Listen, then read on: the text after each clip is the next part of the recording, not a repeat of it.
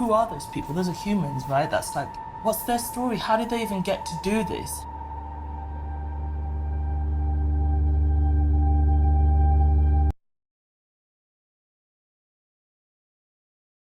And Oxford professor Patricia Kingori investigates the multi-billion-dollar industry of ghost-written university essays and travels to Kenya to meet the shadow scholars who write them.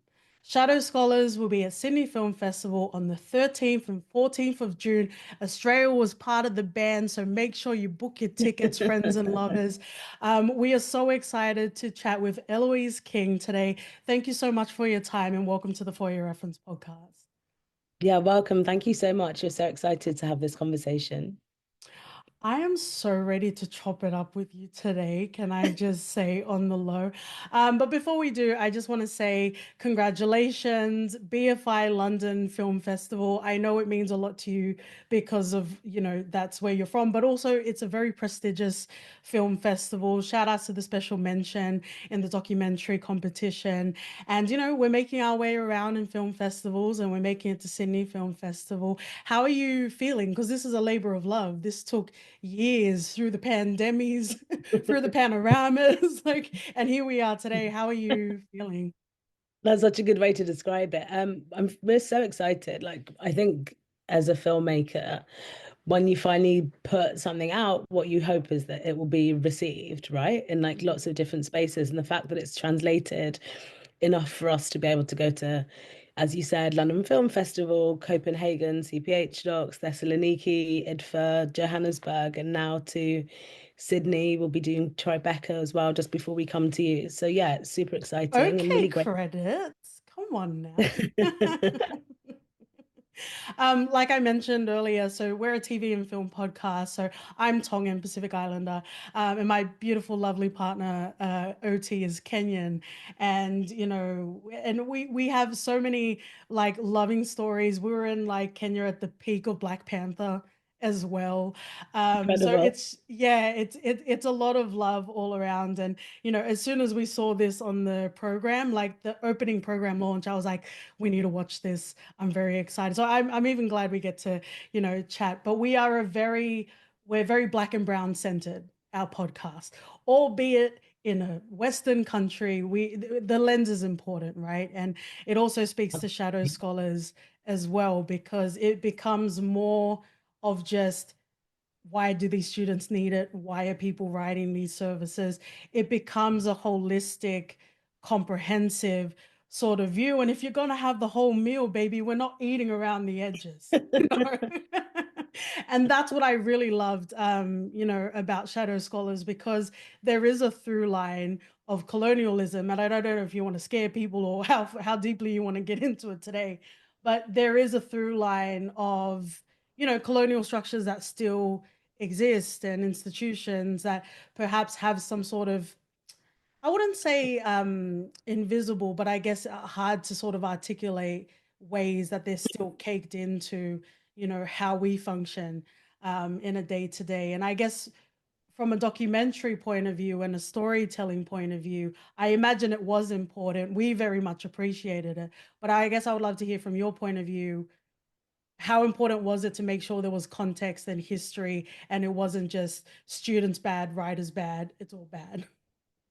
Yeah, absolutely. I mean, super important. I think one of the very things at the beginning was that I was just blown away when I found out. So, Professor Patricia Ngingori is actually a very old friend of mine. We've known each other for many years, and we were having a very casual conversation in which she raised it. Mhm. And when I heard that, like, potentially 40,000 people at the time they were saying wrote fake essays for people. I said, how do real people write fake essays? And like my mind was whirring. So from the very beginning, I think we had a proposition that just kept getting deeper because I think as a person of color, specifically my experience of growing up in the global north, as a diaspora person, is that you're always told from day one, you're always going to have to work twice as hard. And this is something that's really challenged, and people who are not like from that background and who don't have that lived experience not only sort of deny the possibility that that might be true, but also don't grow up hearing it. Mhm. And so when I saw this story, like that was the immediate connection for me. I was just like, they are working twice as hard, three times, four times as hard, writing thousands of essays. And so rather than sort of even answer all of my questions before we went out there, we just said, let's go on this research trip and just find out more about what's going on.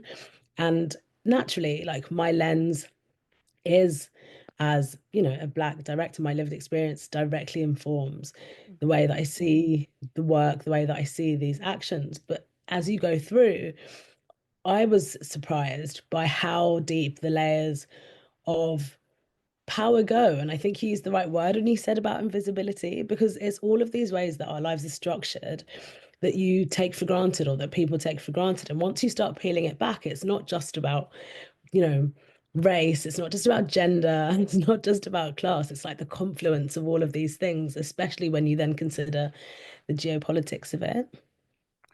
It was very interesting to have a running commentary. I had a Kenyan correspondent next to me while we were watching Shadow Scholars, and it was interesting because it is a very important subject to talk about, but it was also mentioned in the documentary, many overqualified, unemployed young population in Kenya. And OT was like, yeah, of course, they need to pay the bills. And it was so interesting having the writers say that. I wouldn't say nonchalance, but it was very pragmatic of course I'm going to do this. I've got the skills to do it. And it provided an extra sort of layer, I guess, beyond the headline. Yeah, completely. And I think that was always my interest. And the same with Patricia. It was that not looking at this as just as a headline. And I think my work in general, I'm always really interested in sort of what are the tensions of progress. When we see like a new legislation or we see that technology is advancing, often there's a story, particularly with like groups with marginalized identities, albeit from like the global majority, often have like a very different experience going on. And so my first thing was like, you know, we've got these super smart people, you've got the advancement of technology, people are able to pay their bills. That's great. But then what's the trade-off? You know, at what price is the kind of being able to put food on the table today? What does that mean for tomorrow? What does that mean for their future job prospects? And that's one of the things I definitely sort of wanted to ask questions about.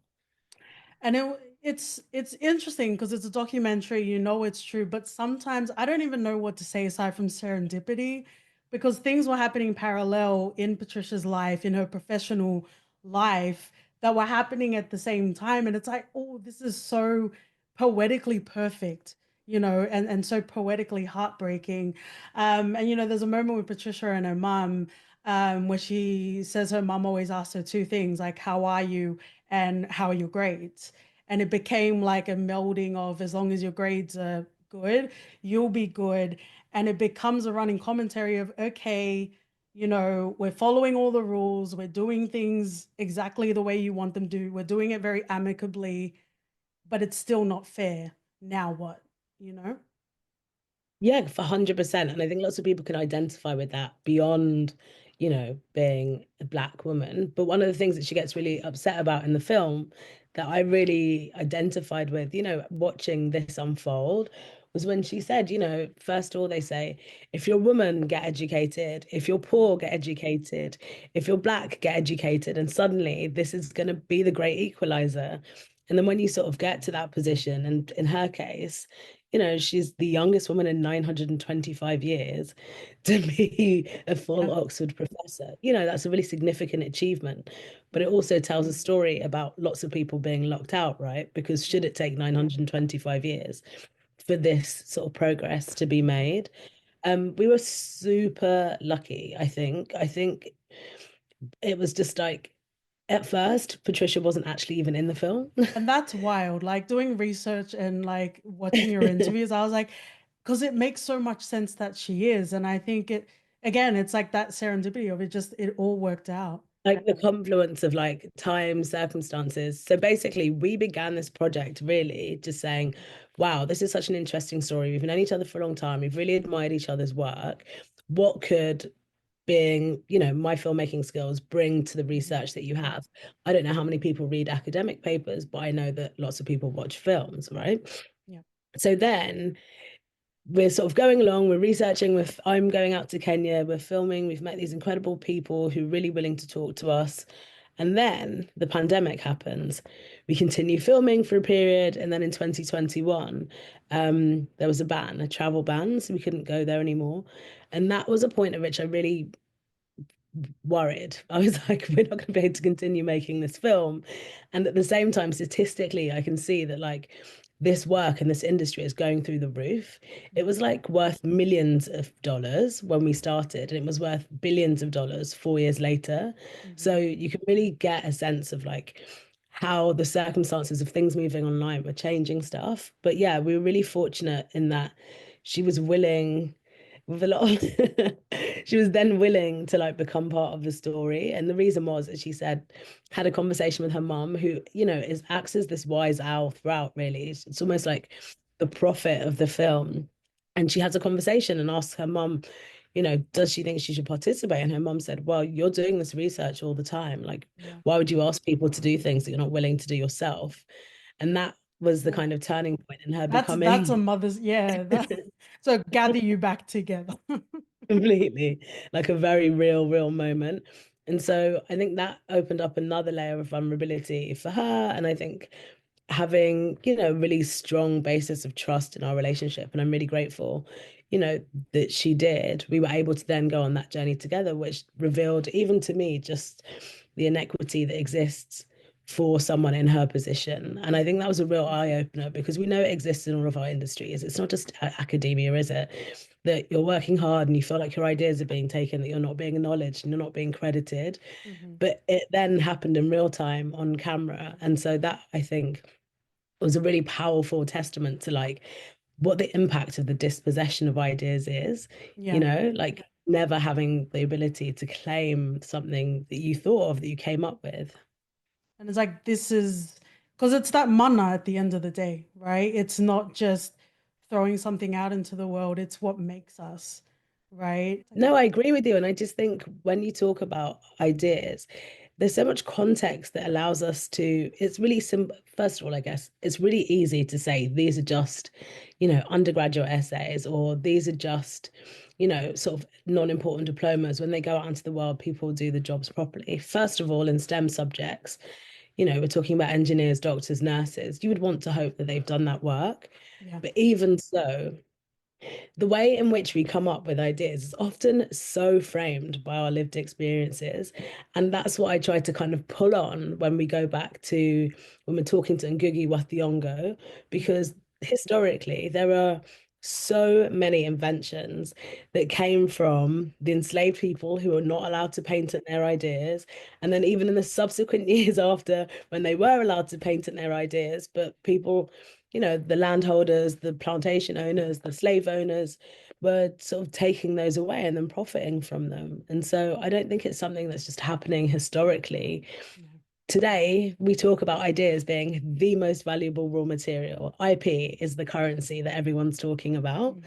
And so if these ideas are just being shopped around and not sort of attributed to the people who came up with them, they're often sort of just disconnected from that root, right? Like, do you know when you're in exams and you have to show you're working out? Yeah. That's half of the skill, Sound it isn't out, it? baby. And they're like, you have to show your workings out, otherwise you don't get the full points for the test. Yeah. And so kind of a bit like that, like how we come to these spaces of understanding are also an important part of it.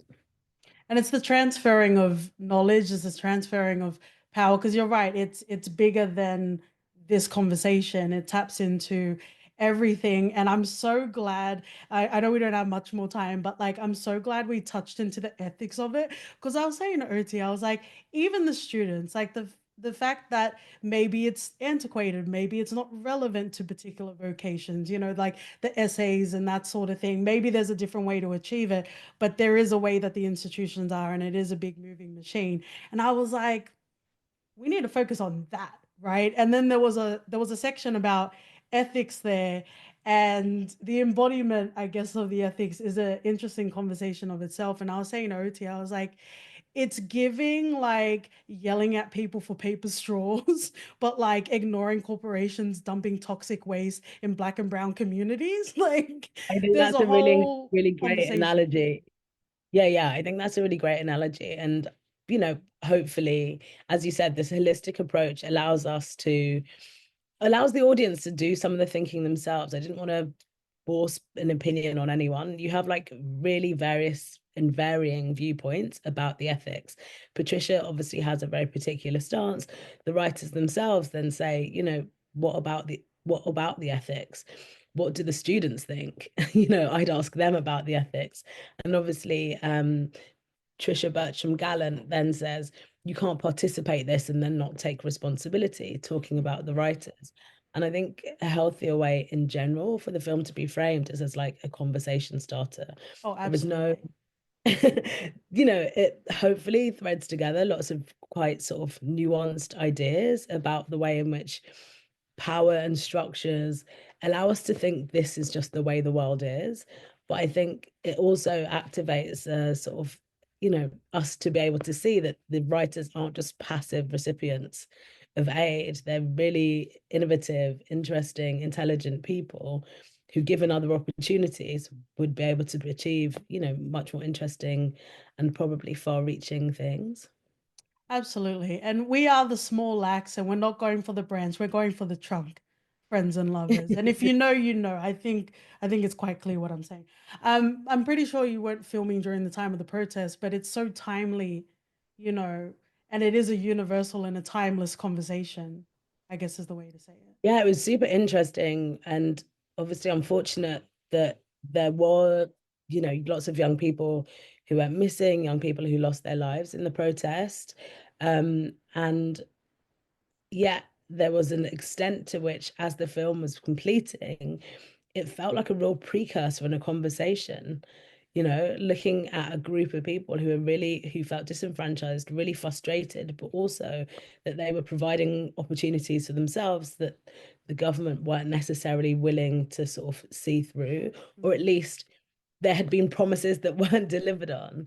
And I think that's not just something that young people in Kenya are feeling, right? Like for the Well, we got first time Squid in Games out of that, right? Having overqualified, unemployed like youth. yeah, But I absolutely. I want to thank you so much for your time. I feel like we could deconstruct, decolonialize for many more hours, but I want to thank you so much for your time. We wrap up our reviews with a recommendation. So, what would you pair with Shadow Scholars as a double feature? It can be a documentary, it can be a film, it can be a TV show. Oh, fantastic question. I say Seeking Mavis Beacon.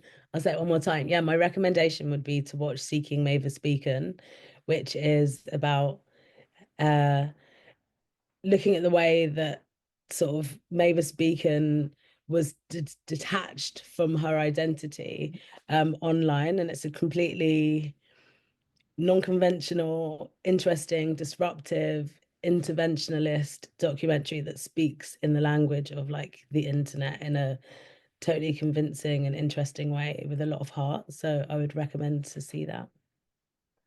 Thank you so much, Eloise. Thank you for your time. Yeah, yeah. Thank you so much as well.